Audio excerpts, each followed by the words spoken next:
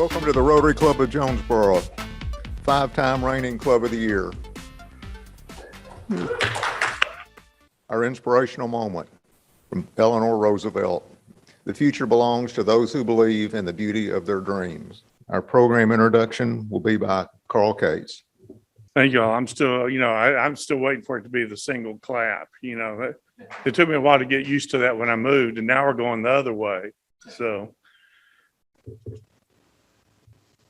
it was an interesting moment for me a couple of years back at the district conference, and this guy comes walking up to me and goes, "You the Carl Cates from Odessa, Texas?" Yeah. And I was waiting for a bill, a summons, handcuffs. I didn't know what it was going to be. And then I looked at him real hard and suddenly realized, my goodness, that's James Arbuckle. And he and I've known each other for a long time. And we were in high school together. We ended up going to college, same place. And I started to tell him I was going to start the club song and see if he'd finish it, but he's pleading amnesia. We were even club brothers. District Governor Arbuckle is a graduate of Abilene Christian University. Okay, I'm going to tell them the major. Maybe they'll come up with some theological questions after you finish. He was a Bible major, religious studies major, and graduated again from Texas Tech, but this time in civil engineering. I'm not seeing the connection. He currently serves as Senior Vice President and Operations Manager for Half Associates, a regional engineering firm. James has been a member of Rotary since 1996, serving in various officer positions in the Rotary Club of West Little Rock, including president in 2007, 2008. He is a major donor to the Rotary Foundation. He has also served as an assistant district governor for the district. James and his wife Melinda have 4 adult children, 1 grandson, and 3 cats. In his spare time, he enjoys traveling, hiking, weightlifting, golf, and watching movies. Please welcome our district governor. Thank you very much. I'll tell you what, this is both an honor and at the same time humbling to get to serve this year as district governor. But before I get started, I have a few things that some old business that needs to be taken care of today. Brian Riga, you brought me something. I'm bringing you something today. So please come up. This is some unfinished business from last year.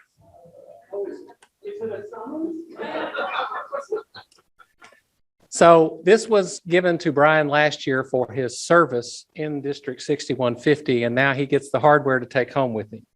So there it is right there.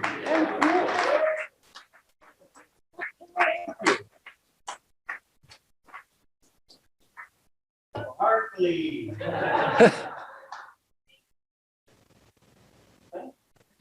But there's more. So if I could have Carl and Dana come up, I would appreciate it. It is a summons. So the Paul Harris Fellow program started back in 1957, and it's a program that recognizes when an individual gives $1,000 to the Rotary Foundation, which helps the annual fund, the polio fund. And that $1,000, you never know where it'll show up. On one of my trips to Haiti and out in the rural area, I drove by this big giant concrete block with a spigot on the front of it with a giant Rotary symbol in it. And I knew at that point in time that was something that happened because someone gave to the Rotary Foundation. So today I want to recognize these 2 individuals. Carl, this is your Paul Harris Fellow +4. Thank you. And Dana, this is your Paul Harris Fellow +2. Thank you.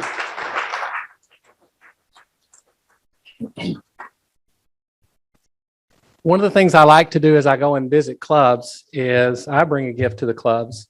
I'm going to ask Gary if he's around. There he is. I'm sorry.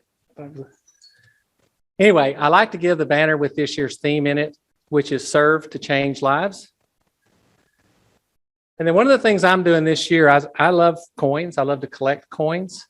And I went and bought a number of coins with this year's theme on it, Serve to Change Lives. And it's guaranteed to bring in 5 new members.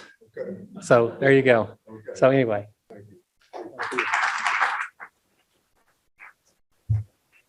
So you might be wondering about the degree in Bible and the degree in engineering. What's the deal with that? Well, I wanted to be a preacher. And so as soon as I got the degree in Bible, I went and preached for my first congregation. And the first sermon, they took up a collection to send me to engineering school. Oops, I'm sorry, that doesn't pass the four-way test. That is not the truth. I'll tell you what, you guys, I enjoyed meeting with your board earlier today. You have a lot of things going on in this club. You have such a rich history, as was announced about being Club of the Year. You kind of owned that for a while, and other clubs would like to have that themselves, but you've owned it. And I'll tell you what, in your 102-year history, you've had a lot of leaders, and I'm looking out at the audience of the cloud of witnesses around me that have really inspired me to become a district governor. And I'm very thankful for John Deacon, Marilyn Hummelstein, Ray Keller, Bob Warner, and just appreciate what you've done in this district and how you've inspired me as a leader in this district. And then, Brian, you've done an excellent job as a district trainer this year. You've kind of set a new standard and a new way of doing things as we go forward. And the way that you have the roundtables every month to encourage presidents and give them help is something we've not ever done before.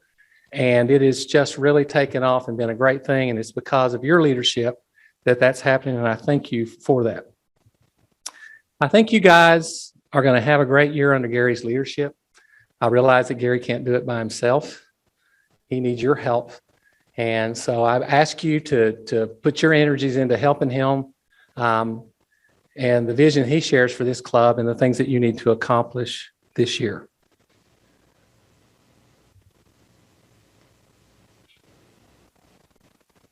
One of the things I get to do as district governor is I get to travel around and be the ambassador for the Rotary International president, Shekhar Mehta, and share with you his vision for Rotary International in 21-22,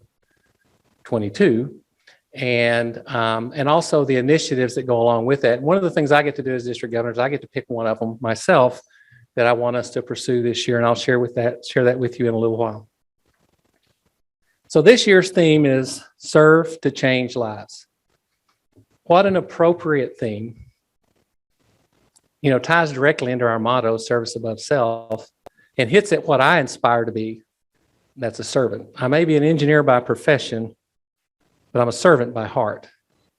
I want to share with you an experience I had about 5 years ago that maybe drives home this point, serve to change lives. From 2010 to 2019, I traveled with a group of doctors, dentists, nurses, pharmacists, and construction crews to a community in north central Haiti by the name of Ghanaïves. Our mission was to hold free clinics in the countryside in and around Ghanaïves. And then we would also build vocational schools in and around that area. And the premise for that was you teach a man to fish, you feed him for life. And so we kind of did that in an attempt to try to empower the Haitians with activities where they could generate income. This is another one of the clinics that we had. Can you imagine 75 people in that tent? We were not socially distancing, I can tell you that. But what a great experience to get to be there. Now, you'd think, being an engineer, that they would assign me to the construction crews with vocational schools, right? No, they didn't trust me with a hammer. They assigned me to the eye clinics. Now, what do I know about eyes? Well, I wear glasses. It's a good start. I slept at a Holiday Inn Select, which qualified me to work there. So we worked with an ophthalmologist, by the way. He's here from Jonesboro, a young man by the name of Tommy Nix. Some of you may know him. And he taught us how to examine folks for distance. We had eyeglasses donated to us by the Lions Club, and we would get the charts, look into the eyes. We would also look to see, we were taught to recognize infections and different things that are going on in the eye. We saw a lot of cataracts. And so those were the things that we did at these eye clinics. Every day we would hand out about 75 tickets. And like the loaves and the fishes, those 75 tickets seemed to multiply. At the end of the day, we'd go back and count them. We'd have 100, 106, and they all looked alike. And we couldn't figure it out. We've even bought different color of rolls of tickets to try to fool people, but somehow they showed up. So there must have been a black market in Haiti for tickets. Nonetheless, that just meant there were a lot of people that needed that service. Well, on one occasion, we had a gentleman walk up to our clinic who wanted to get his vision checked. And as he walked up, you couldn't help but notice something wasn't quite right in his eyes. And the closer he got to you, what you discovered was his left eyelid was completely flipped up and permanently stuck in that position. And he wanted to get his eyes checked, and we were like, we don't know what we can do. Tommy grabbed us. We got over to the side, and he said, you know what? If we finish early today, I'm going to fix his eye. And as good fortune would have it, we did finish that early, and surgery began underneath a mango tree. So this is a picture of Tommy and the translator and me. That picture, I have a few pounds on me there, so you'll have to ignore that part. But anyway, we got this gentleman, and Tommy began to go to work on his eye. And what he did was he took the corner of the skin in the corner of his eye, and he cut a notch in it. One of the things he asked me before we started was, do you get squeamish at the sight of blood? By the way, I assisted him by holding the flashlight. I'm an engineer. I have a really neat flashlight. And so I was enlisted because I had a really cool flashlight. So he started to work. And I mean, as soon as he cut into the guy's eye, the eye filled with blood, and pulled out a little pin, cauterizing pin, hit it about 3 times, it stopped bleeding. I was like, wow, that's really cool. I'd like one of those. Anyway, he just started work, and I was just so amazed at the skill that he had in working with this guy, and how he took about 3 inches of thread and a little metal shard and put stitches in this guy as he tried to tie those loose pieces of skin together. And he worked it, and he worked it, and all of a sudden the eyelid flipped back down. And it was an amazing thing to see. I was so impressed with what he had done. And the gentleman got up, and he thanked us profusely. His family was there with him. They thanked us. And then he kind of walked off with his family off into the countryside. And you couldn't help but wonder, when's he going to do a follow-up visit? When's that scheduled? And oh, by the way, where's the clean water that he's going to, and the meds that he's going to need to keep it sterile so that it can heal? You just couldn't help but think that. And we kind of went on about our business and kind of forgot about that. Well, fast forward a year later, we're back at this same location, haven't forgotten that we'd ever met this guy before. And as we're at the clinic, this gentleman walks up to us with his family with a hat on. And we look at him and like, oh my goodness, that's the guy from last year. And here he is. This is him. If you looked at his eyes, you wouldn't know which eye had been operated on. Tommy had changed his life because of that little act underneath the mango tree. And, and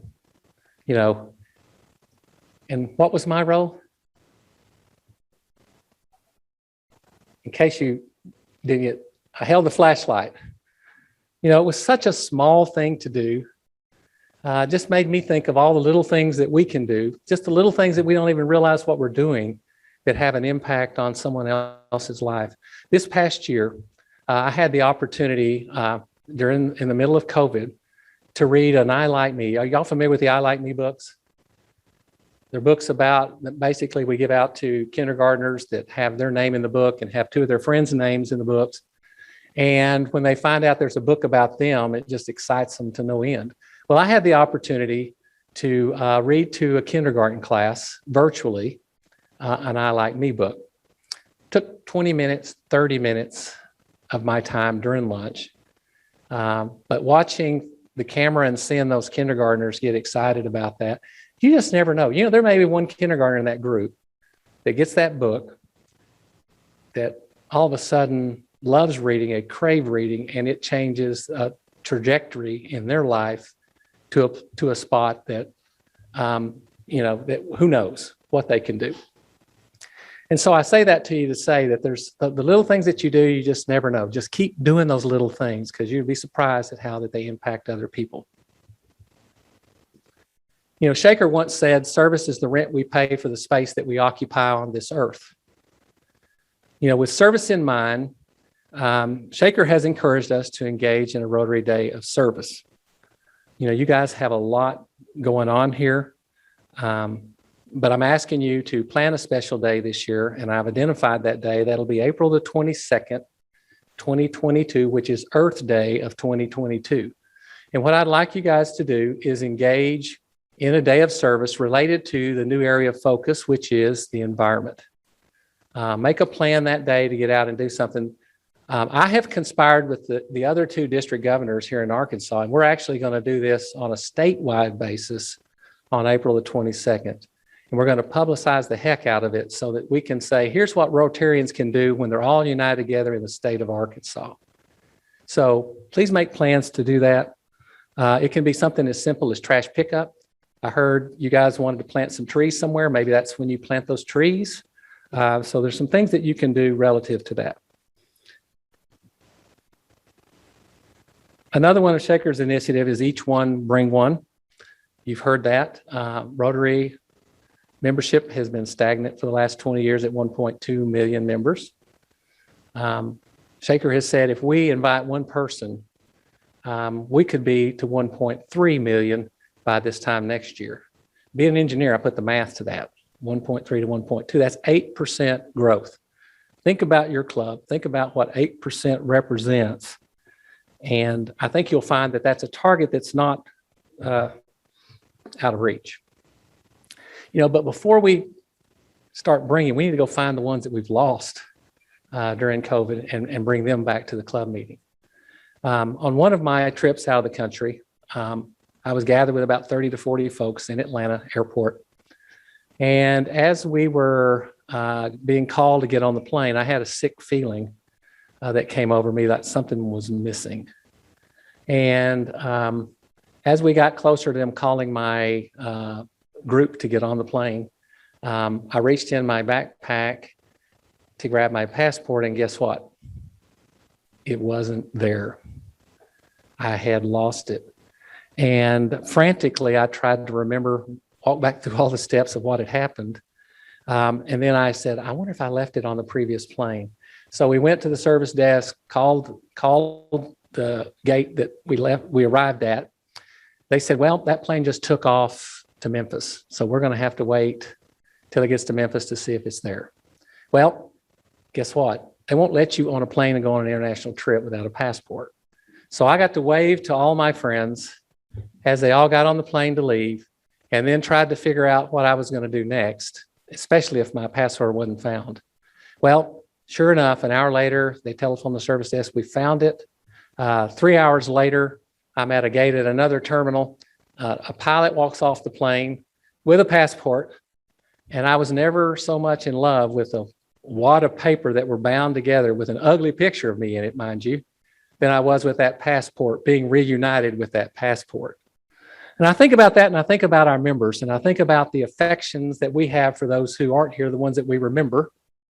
And I think, if a piece of paper can mean that much, can't another person, you know? And I think we long for those relationships, and we all miss them, and we want them back here. So I would just encourage you to reach out to those. I looked at your terminated members on DACDB before I came. Do you realize that list is like 300 people? So there's a treasure trove of opportunity to reach out to folks. You know, we're going to have to come to grips as we move ahead that things are going to be different. In fact, you guys are already operating in a different environment. I think we're going to have to continue to be resilient. You know, resilience is a process of adapting to change. And you guys have done a great job of doing that through all the meetings that you've had here. So another initiative, another one of our initiatives is to continue to promote diversity, more diversity in Rotary. To that end, our incoming Rotary International president wants members to focus their efforts on empowering girls and ensuring their access to education, resources, services, and opportunities so that the future generations are equipped with the tools they need to succeed.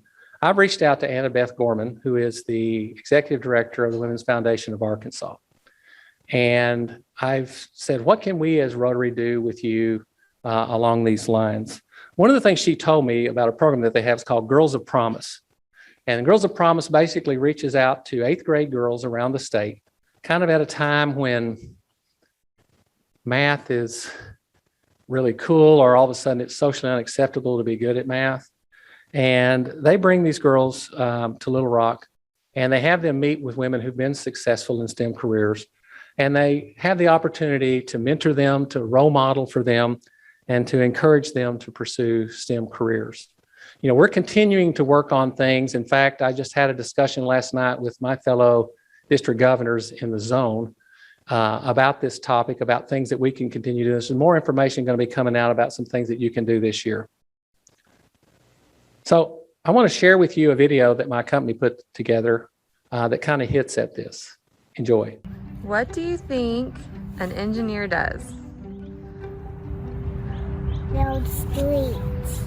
I think that engineers get the dirty water, they bring it back to their place and they clean it and then they give it to everybody else in this world. I think the engineers eat chocolate. Engineers plan and design things. I think the engineers design things. All right, I'm gonna ask you a question. Are you ready? Yeah? What does an engineer do? Fight? I think so. Fight.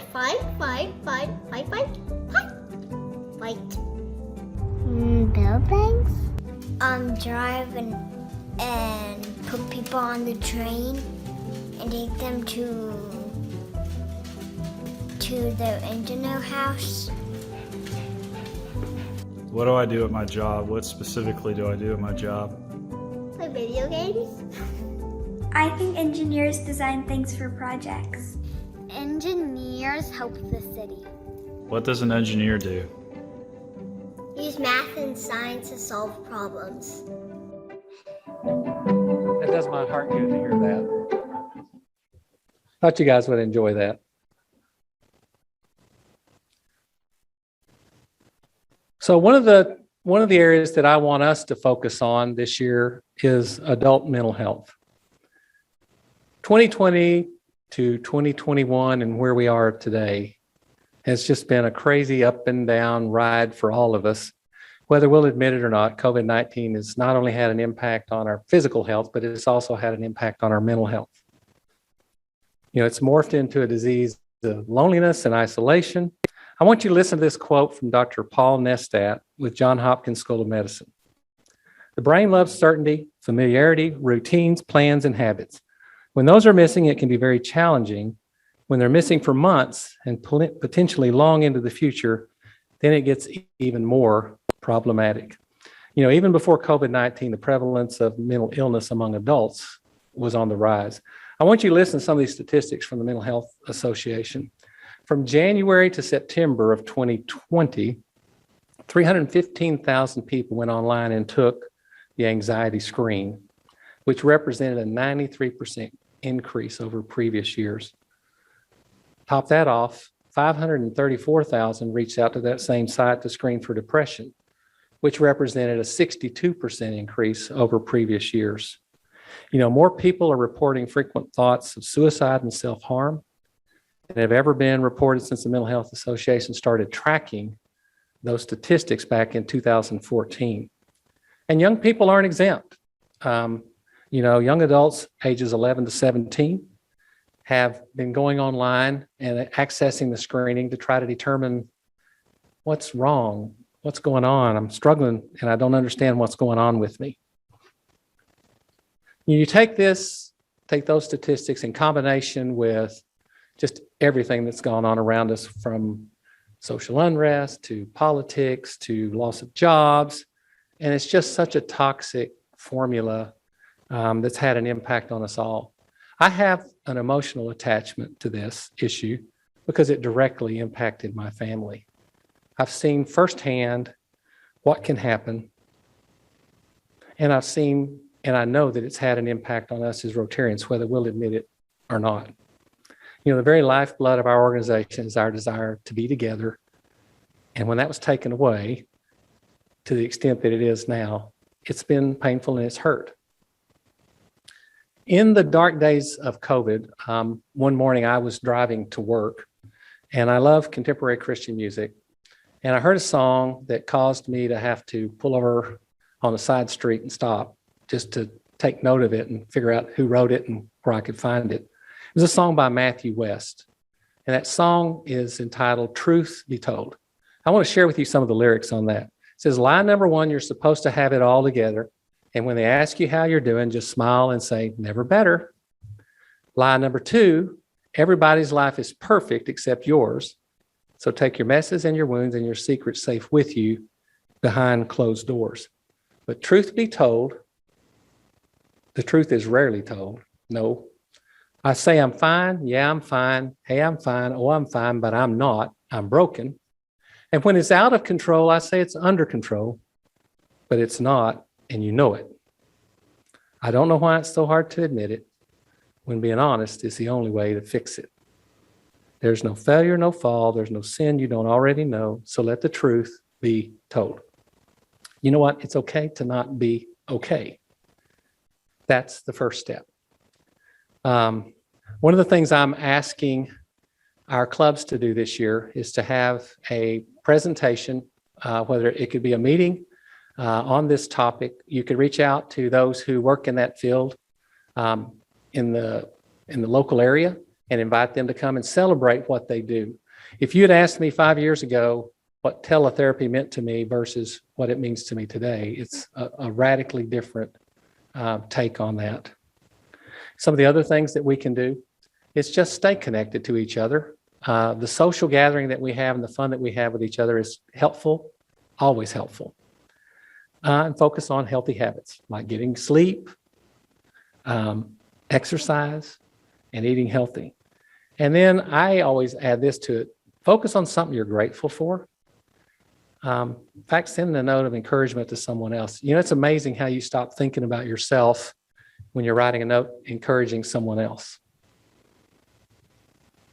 So, as was mentioned earlier, some of the other things going on in the district is the raffle, which is in process right now. As of yesterday, I think our count of tickets sold is 170 tickets. On our way towards 500, we're limiting the number to 500, which actually improves your odds over what we've typically done in the past with the baseball raffle. So I'm excited about that. I'm anxious to see how it's going to turn out. I'm getting a pulse on it every day, and I really like those numbers to go up. So if you have the opportunity, buy a chance for that. Realize that you're also contributing to Rotary when you do that. We're going to have a Rotary Foundation fundraiser this year. I think what we're going to do is probably have a concert in tandem with our district conference, an outdoor concert as a fundraiser event for our foundation, which, by the way, that means we're going to have a district conference. I have to say, we're planning to have a district conference at this point in time in person. And then we'll also have a district golf tournament, which I'm excited about. Looking forward to that. I missed the one that we had last year and ready for that. So I want to circle back to where I started and say thank you for your time. And I've got this cartoon here. And it's a tale of two Rotarians. On the right, you have that Rotarian that's excited and energetic and wants to have fun. And on the left, you've got that Rotarian that's can't be bothered with it. And so, by the way, Garfield, who is Garfield's owner? John what? John Arbuckle. This is a relative of mine, and I'm trying to inspire him to have fun in Rotary. So I want to tell you guys, just work on having fun. Have a fun year. Thank you so much. I appreciate your time. God bless. James, thank you so much. Great presentation, very interesting. Just a strong message. We sincerely appreciate you coming up from Little Rock and presenting that to us today. Okay, next week, our meeting is on September 28th.